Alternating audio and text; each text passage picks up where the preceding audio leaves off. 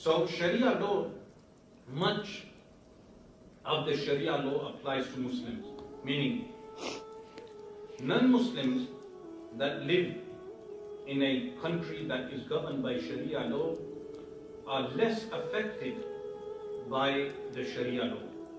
Meaning, once the non-Muslims, they pay what is known as jizya, a poll tax, they are largely unaffected by the Sharia law.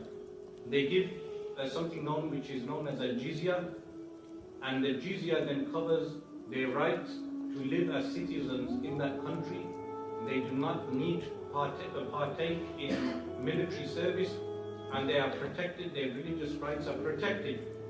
When their religious rights are protected, many of the laws of Sharia do not apply to them.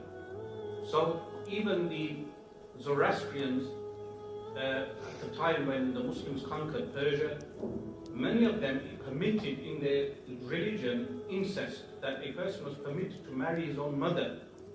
When the Muslims conquered the land, the Muslims did not interfere in this law.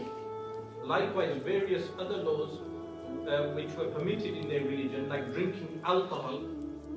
Drinking alcohol does not affect non-Muslims, that if a non-Muslim drinks alcohol, he is not punished by Sharia law. So Sharia law largely affects Muslims, meaning Muslims who believe in Allah subhanahu wa ta'ala, believe this is a divinely revealed law. When they go to a qadi, a judge, the qadi will give a judgment in accordance with Sharia law. While non-Muslims, there are two options for the state. One is that the non-Muslims are permitted to set up courts in accordance with their own personal laws, or they have the option to go to the qadi, to the Islamic judge. And many times in Islamic history, the non-Muslims would approach the qadi for a fairer judgment. They would consider the Sharia law more fair than their own law. This happened many times. And sometimes, in the time of Imam Ali, radiallahu ta'ala anhu, the subjects are permitted to take even the head of state to court.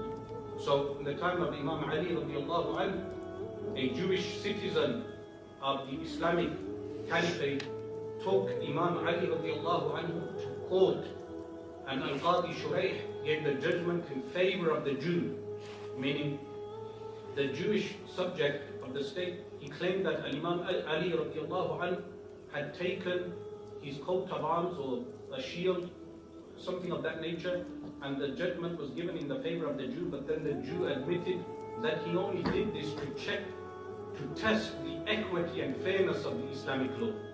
So, unlike, for instance, in the Pakistan constitution currently, the president cannot be convicted while he is president.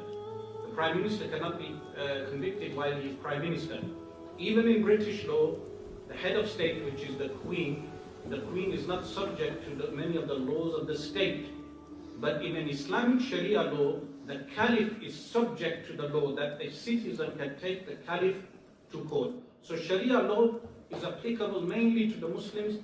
There are some laws which are common to all, like killing being forbidden, and this is a universal law. So Sharia law, one of the questions which was asked, who does it apply to? For the main part, it applies to Muslims. And Muslims are those, meaning a group of people who are known as 𝗕𝗺𝗺 the people who can bind and the people who can unwind, unravel. This is a group of people who are able to form a caliphate.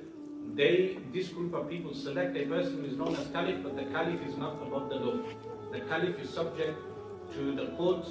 If someone files a case against him, the Caliph will be summoned to the courts.